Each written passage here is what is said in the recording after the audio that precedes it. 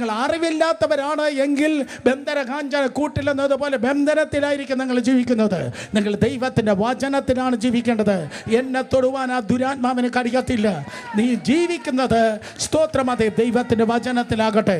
മനുഷ്യൻ ജീവിക്കുന്നത് അപ്പം കൊണ്ട് മാത്രമല്ല, ദൈവത്തിൻ്റെ വായിൽ നിന്ന് വരുന്ന വചനം കൊണ്ടും ജീവിക്കുന്നു. അതുകൊണ്ട് ആത്മീയ പാപരത്തിൽ ജീവിക്കല് പകരം ദൈവത്തിൻ്റെ വചനത്തിൽ ജീവിച്ചാട്ടെ. ബൈബിൾ വായിച്ചേ പറ്റത്തുള്ളൂ, ബൈബിൾ വായിച്ചേ പറ്റത്തുള്ളൂ. ബൈബിൾ വായിച്ചു എന്ന് പറഞ്ഞിട്ട് കാര്യമുണ്ടോ?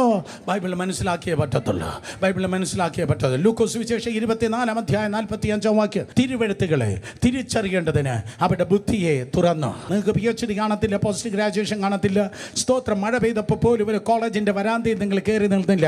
പക്ഷേ കർത്താവ് പറഞ്ഞു, മക്കളെ ചെന്ന് പറ, ഇതിൻ്റെ എല്ലാം ബുദ്ധിയെ ഞാൻ തുറക്കാൻ പോവാ. വചനത്തിൻ്റെ രഹസ്യം മനസ്സിലാക്കാൻ നിന്റെ ബുദ്ധിയെ ദൈവം തുറക്കാൻ പോവാ. ആരും എഴുതാത്തത് കാണുവാൻ, ആരും ഇതുവരെ മനസ്സിലാക്കിയാത്തത് കാണുവാൻ, ഹല്ലേലൂയ, എൻ്റെ ബുദ്ധിയെ അവിടുന്ന് തുറക്കണമേ. സത്യത്തെ അറിവാൻ എൻ്റെ ബുദ്ധിയെ അവിടുന്ന് തുറക്കണമേ. യേശുവിൻ്റെ നാമത്തിൽ വേദപുസ്തകം വായിക്കുന്നതിനുള്ള മടുപ്പുകളെ ഞാൻ ശാസിക്കുന്നു. വേദപുസ്തകം വായിക്കുന്നതിനുള്ള മടുപ്പുകളെ ഞാൻ ശാസിക്കുന്നു. വേദപുസ്തകം മണിക്കൂറുകളോളം വായിക്കാനുള്ള ദാഹം കടന്നു വരട്ടെ.